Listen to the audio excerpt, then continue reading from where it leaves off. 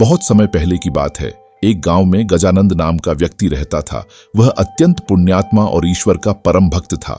हर पल भगवान का स्मरण करता और धर्म कर्म में विश्वास रखता। एक दिन उसने निश्चय किया कि वह अपने परिवार सहित तीर्थ यात्रा पर निकलेगा। उसकी पत्नी और छोटे छोटे बच्चे भी उसके साथ थे। उस समय यातायात के साधन कम थे।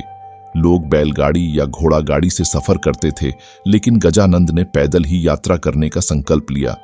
गर्मी का मौसम था, जेठ का महीना। सूरज आग बरसा रहा था। चलते चलते पूरा परिवार थक चुका था। शरीर से पसीना बह रहा था और गला सूखने लगा। तभी उन्हें एक बड़ा पेड़ दिखा। सभी ने वहां रुककर छांव ली और जो पानी साथ लाए थे उसे पीकर अपनी प्यास बुझाई। थोड़ा आराम करने के बाद वे फिर आगे बढ़े, लेकिन अब रास्ता और भी कठिन हो गया।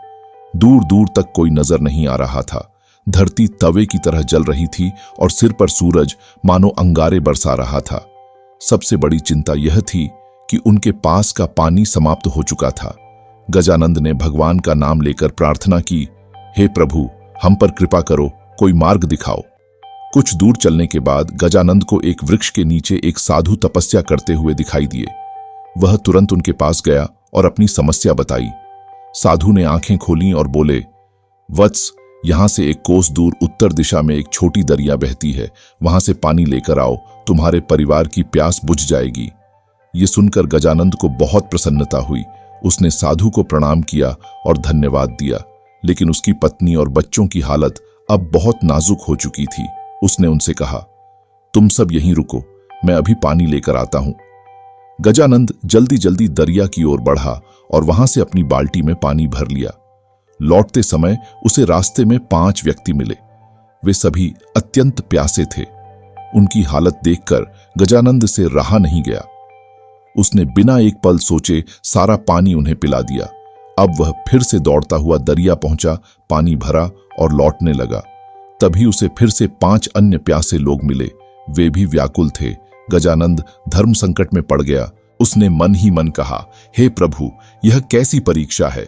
उधर मेरा परिवार प्यासा तड़प रहा है और इधर ये लोग भी संकट में हैं। अगर इन्हें पानी नहीं दिया तो मैं स्वार्थी कहलाऊंगा, और अगर इन्हें पिलाया तो मेरे अपने संकट में पड़ जाएंगे। थोड़ी देर सोचने के बाद उसने फिर से अपना सारा पानी उन प्यासों को पिला दिया। फिर वह तेजी से दरिया की ओर दौड़ा और पानी भर लाया। यह सिलसिला बार बार चलता रहा। जितनी बार वह पानी लेकर आता, कोई न कोई प्यासा मिल जाता और गजानंद फिर से अपना सारा पानी बांट देता।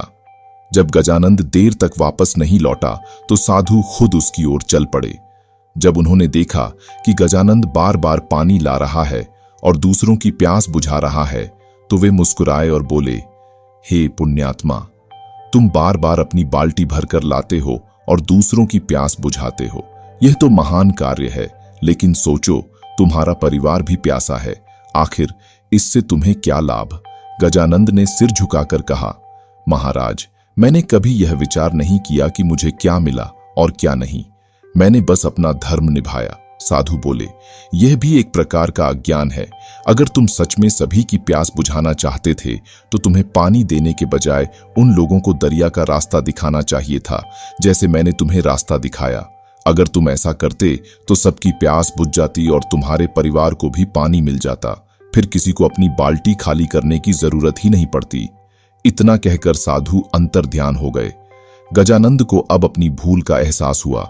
वह तुरंत दरिया से पानी लेकर आया और रास्ते में मिलने वाले सभी प्यासों को दरिया की ओर जाने का मार्ग बताया। इसके बाद वह अपने परिवार के पास पहुंचा और उनकी प्यास बुझाई। इस कहानी से हमें यह सीख मिलती है कि यदि हम किसी की मदद करना चाहते हैं तो यह जरूरी नहीं कि हम बार बार अपना संसाधन दूसरों को दें।